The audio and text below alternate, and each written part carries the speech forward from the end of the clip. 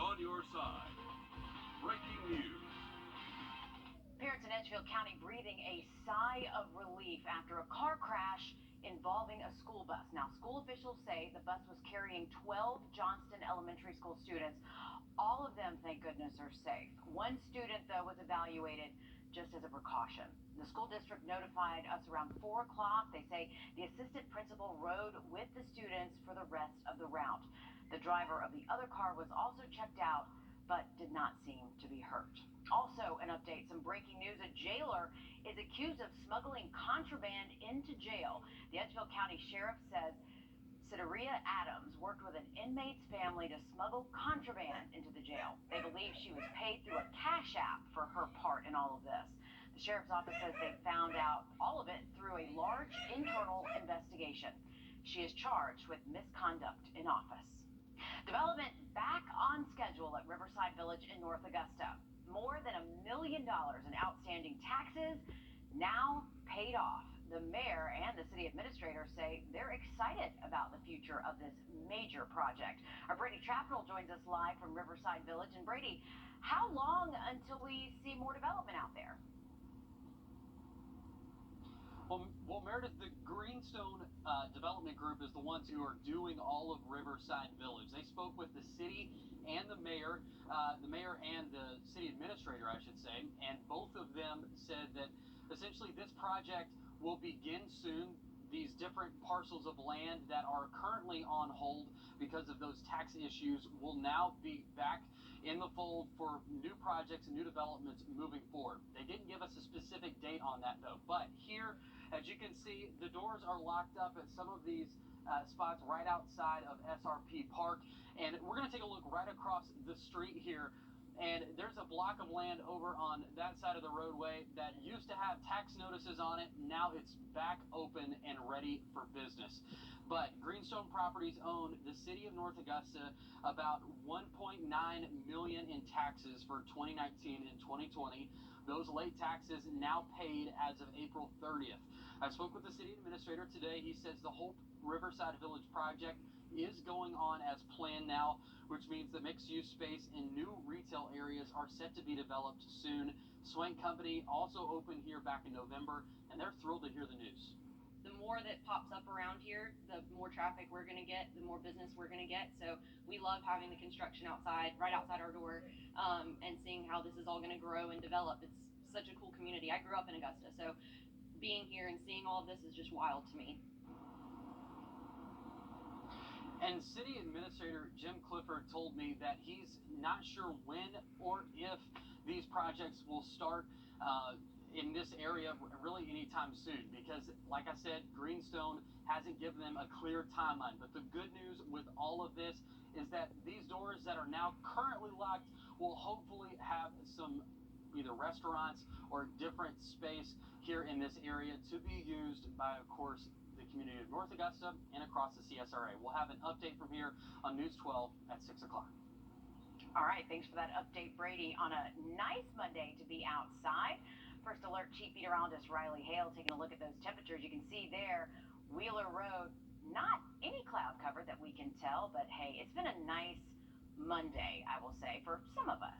Riley. Yeah, not bad at all. Most of us have stayed dry today. We had a few showers roll through Augusta earlier this morning, but for the most part, looking dry for us here in town for the rest of this evening and tonight. We are still tracking a few showers on Doppler Max radar, but the threat for rain should stay south of I-20 for the rest of this evening. We're starting to see some more showers generate in our eastern counties, so just crossing the Savannah River near SRS into Barnwell County, a little downpour there, north of downtown Allendale as well, and then in our western counties, our southern and western counties in Washington County, Sandersville, you're seeing some rain just south, and that is more rain just trying to move east. But for the rest of this evening through sunset, most of that rain that does form will stay south of Augusta. So here in town, we're expecting a nice evening, warm temps as well.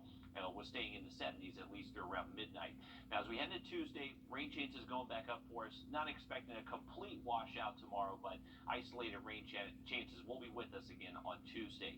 If you are stepping out this evening, remember that rain chance of 20% is for areas south of Augusta. We'll have a look at your Tuesday, then a cool down by the middle of the week in just about 10 minutes. All right, thank you, Riley. A cyber gang is suspected of causing the ransomware attack on one of the nation's largest pipelines. The Colonial Pipeline has been shut down for 3 days now, and the company is scrambling now to get everything back to normal before gas prices rise. Natalie Brand is on Capitol Hill for us.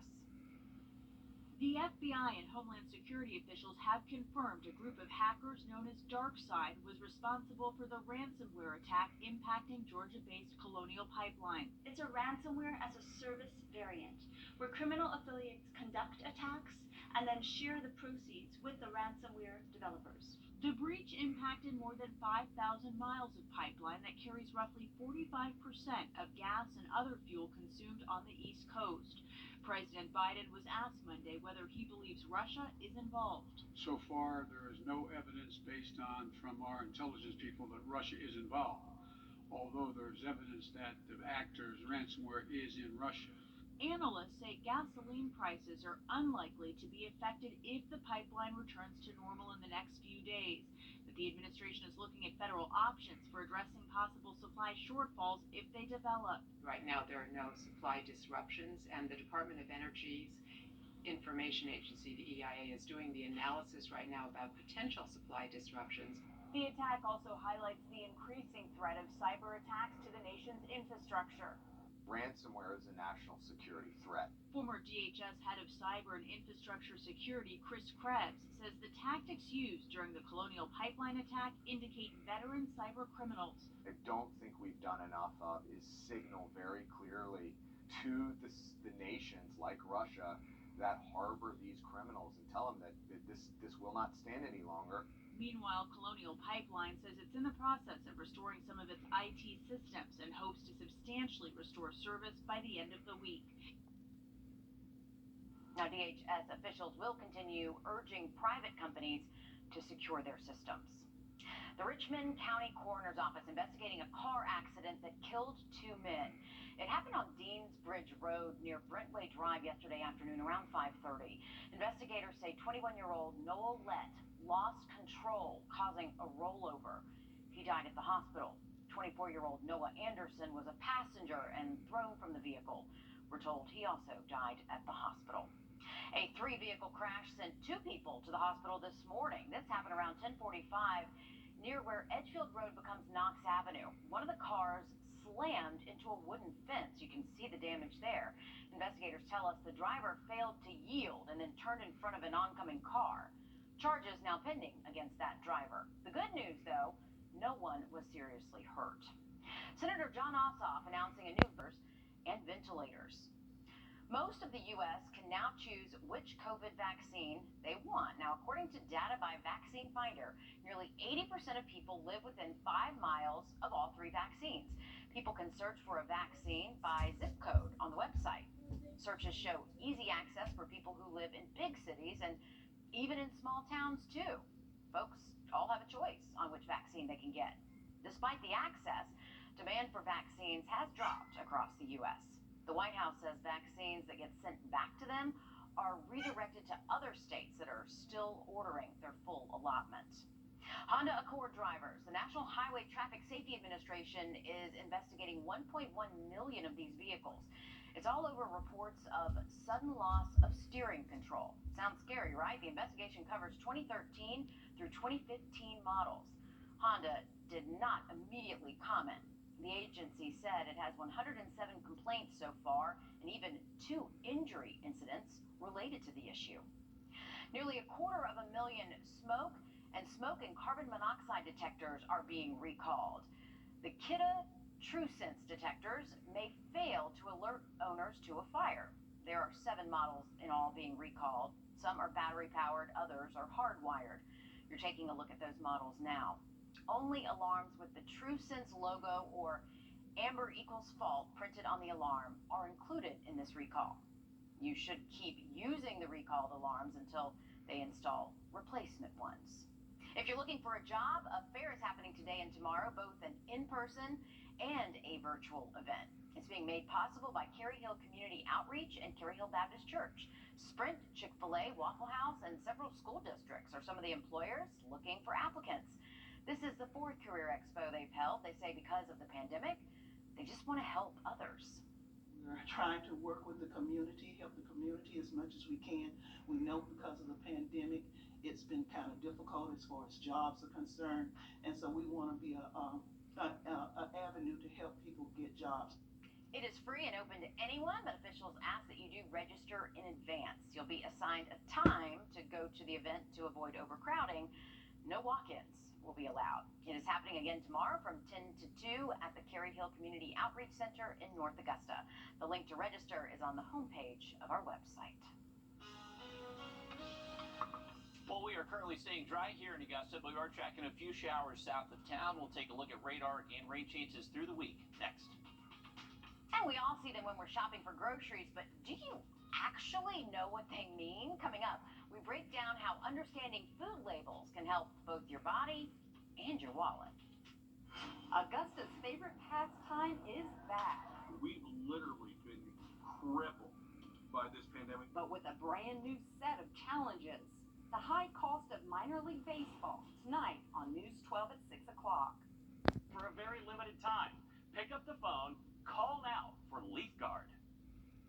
If you've read those best if used by and used by labels at the grocery store and scratched your head, well, you're not alone. A recent study shows the majority of shoppers misinterpret food date labels. Elise Preston breaks down the labeling mystery and what it means for your health and your wallet. Reading the fine print at the supermarket might not be as straightforward as you think.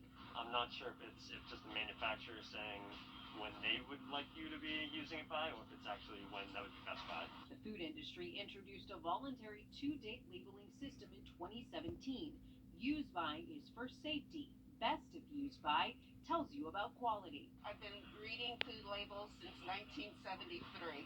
But a recent study published in the Journal of Nutrition, Education, and Behavior found less than half of consumers surveyed knew that best if used by meant food quality may deteriorate after the date. And only about a quarter knew that used by meant the food is unsafe to eat after that point. Catherine Turvey is one of the study's authors. Despite using the labels frequently, many people didn't understand the labels fully. Experts say if a product is past the use-by date, toss it. If it's after the best of use-by date, but stored appropriately, you can use your senses to determine whether to eat it. You could tell that there's a change in your food because it smells sort of different. It doesn't have, say it's chips, it doesn't have that crunch that you're looking for. Turvey says understanding the labels will help avoid consuming bad food and reduce food and financial waste. When we waste food, we waste all of the resources that went into producing the food, transporting the food, storing the food, and waste food that could have been used to feed people. Experts say a federal labeling standard could reduce the confusion. Elise Preston, CBS News, New York. Right now, there is no federally regulated standard for the date labels that appear on food products, except for infant formula. All right, taking a live look over Grovetown here. Look at those clouds in the sky. It's been a little bit of rain for some of you today, but most of us, it's been pretty dry. First Alert Chief Meteorologist Riley Hale taking a look at what we can expect tonight.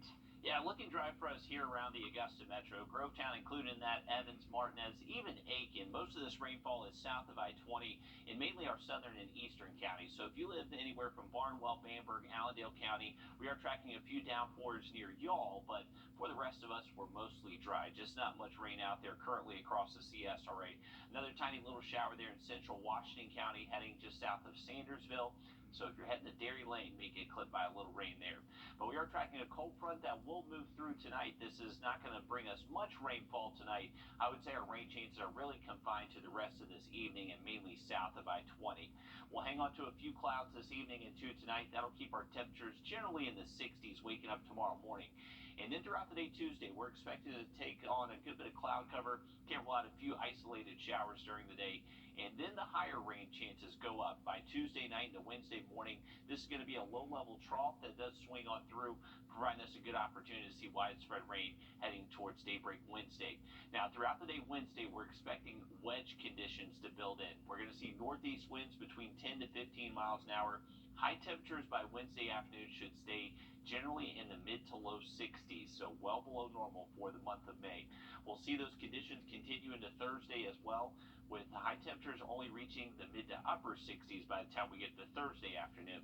Now, this pattern is going to be cooler, also a little bit unsettled as far as rain chances go. For your Tuesday, we're just expecting isolated showers, nothing that would last all day for us. Better chance for rain Wednesday morning, and then on Thursday, just gradually kind of isolated showers moving through during the day again. Now, for all three of those days combined, we're looking at about an inch of rainfall across most of the region. We could see folks get a little bit more than an inch, some a little bit less, but in general, it looks like close to an inch will be our benchmark for a lot of us over the next 3 days for rain totals. Now, since this is happening over a stretch of 3 days, not really expecting a flood concern or not a risk for severe storms either the next few days. Our current temps are at 83 at Bushfield, upper 70s up towards the lake. By late tonight to tomorrow morning, we'll most likely drop to the mid and low 60s. And then tomorrow afternoon, we will stay into the 70s if you live north of I-20, still back into the 80s for us here in Augusta tomorrow. But remember, by the middle of the week, that's when the 60s arrive. So these are our high temperatures. Wednesday, Thursday, staying about 20 degrees below average. Definitely not going to be feeling like the May month for us, Wednesday and Thursday. But as we head into the weekend, that's when we do see an improvement. High temperatures back close to 80 for the weekend. All right, thank you, Riley. If you're planning to travel anytime soon, you'll want to stick around. Coming up, what airlines are bringing their pre-pandemic fees back. That's all. Call 1-800-CALL-KEN.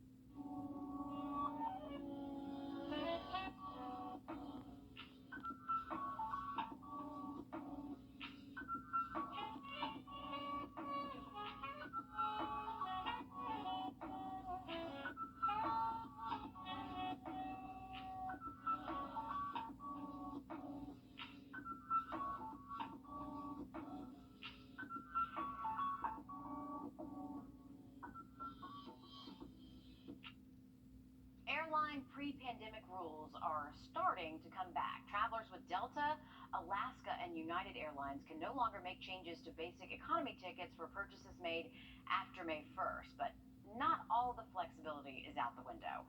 United, American, and Delta are sticking with their promise to drop change fees for any flight above the basic economy level. Since kickstarting their 2020 book drive, Rise Augusta has received more than 2,000 books to be given away to children at local schools. Now they're wanting to get 10,000 by the end of the year. Every child at Lamar Millage Elementary will be able to pick out 4 or 5 books to keep and read at home. You can help by dropping off books at the Book Tavern on Broad Street or visit their website and even buy a book to be donated to a child in need. If you want to go the extra mile, the Shepherd Community Blood Center is always in need of more blood donations. Right now, there's a blood drive going on at the Ronald McDonald House off Harper Street until 6 o'clock tonight. Then on Wednesday, the Warrenville First Baptist Church is hosting one. For weekenders, there's blood drives in Evans and Grovetown on Friday and Saturday. We'll have all of these details for you on our website, wrdw.com. Dog owners in the Palmetto State, listen up. Your precious pup could be featured on the $2 Happy Holidays scratch-off ticket. This is coming out in October, but starting today, you can submit a photo of your furry friend online. You have until Sunday, May 23rd to submit it. The lottery will select 30 dog photos to post on its website, and the public will then vote on their favorites. We'll have more information on how you can do this and the requirements on our website. All right, I got 3 of them, Riley, that I need to stick in there. What about you? Were you going to send your 2 pups in? A Copper and Luna, they look pretty good on a lottery ticket, I'll tell you. They have to see which lucky dog makes it. But for later this week, we are expecting below average temperatures. We'll have a look at that forecast one last time coming up. When it comes to weekends 24/7, watch 1226 on your side, wherever you go. Well, most of us are dry this afternoon, but we are tracking a few showers in mainly our eastern CSRA counties. So just south of Barnwell, just moved over SRS, a little downpour now entering northern Allendale County, and then this one in southern Vandenberg County about to affect Earhart, so you may see a few raindrops there. In our western counties, just another tiny little downpour stretching across central Washington County. This is about to move into southern Jefferson County, so places like Wadley, Moxley, you may get clipped by some of that rainfall. But for the rest of us, generally dry, despite a cold front that will move through tonight. If you are here in Augusta, Aiken, Evans, Martinez, anywhere north of I-20, our rain chances are looking very low for the rest of this evening and tonight. But this is going to be the cold front that does move on through and then stall just to our south. Since it's not going to go too far, for your Tuesday, we are keeping the chance for a few isolated showers.